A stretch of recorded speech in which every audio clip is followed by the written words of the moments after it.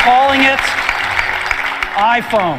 Revolutionary new product, the iPhone. An iPod, a cell phone, and a portable internet, all in a little lightweight package. At the Apple Store, where the iPhone is set to launch later today. Try to catch a glimpse of the new Apple iPhone. What is it about this one device that gives it this power? It could change the way you live.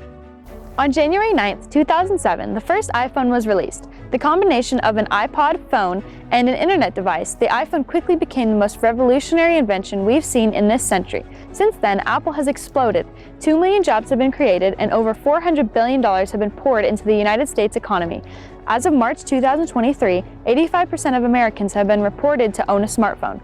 iPhone users make up 50% of that number. From the iPhone 1 to the iPhone 16 that Apple is looking to release in 2024, the advances that have been made are revolutionary. The iPhone and smartphones in general have proved to be a crucial part of our everyday life. We use it to contact other people, send emails, run businesses, manage stocks, pay bills, do our homework, and so much more. It seems that we cannot live without it. How has the iPhone changed America for better and for worse?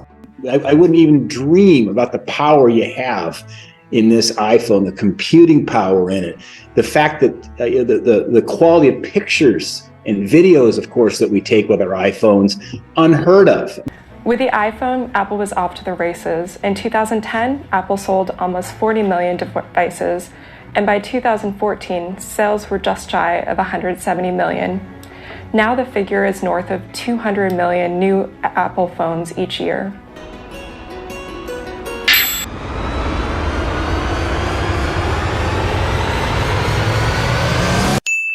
iPhone 14 Pro goes above and beyond, redefining what a smartphone can be. Again. In 1976, Steve Jobs, Steve Wozniak, and Ronald Wayne founded Apple. Ronald Wayne sold back his share just 12 days after joining the company, thinking the risk was too great. Development after development made a path for more efficient computers. Eventually, the iPod was issued in 2001, along with the opening of the first retail stores. And in 2007, the iPhone was released, changing technology and Apple forever. In 2018, Apple became the first company to reach the milestone of $1 trillion, continuing in their growth.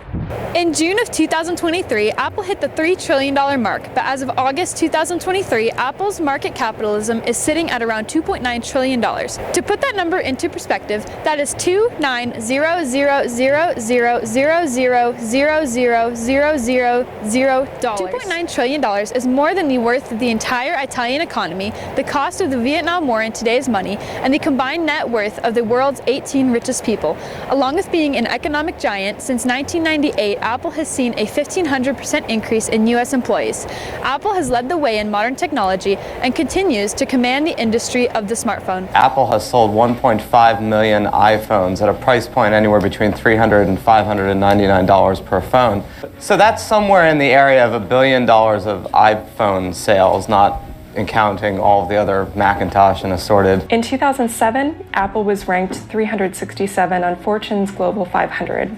10 years later, it was 9th on the list. Technology can be used for good, it can be used for evil. Along with the success and growth, there are drawbacks to the technology involved in smartphones.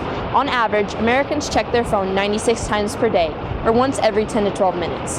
The average American unlocks their phone up to 150 times every day and may touch their device up to 2,617 times. Smartphones in general pose a threat to our younger generation, with teenagers averaging over 8 hours of screen time in just one day. Time spent on screens has been linked to vision problems such as nearsightedness, dry eyes, and digital eye strain. Another huge problem is security. In 2021, 1 in 50 devices were detected with malware. In 2022, it jumped to 1 in 20. There are many issues that come with smartphones, but do the successes outweigh the risks?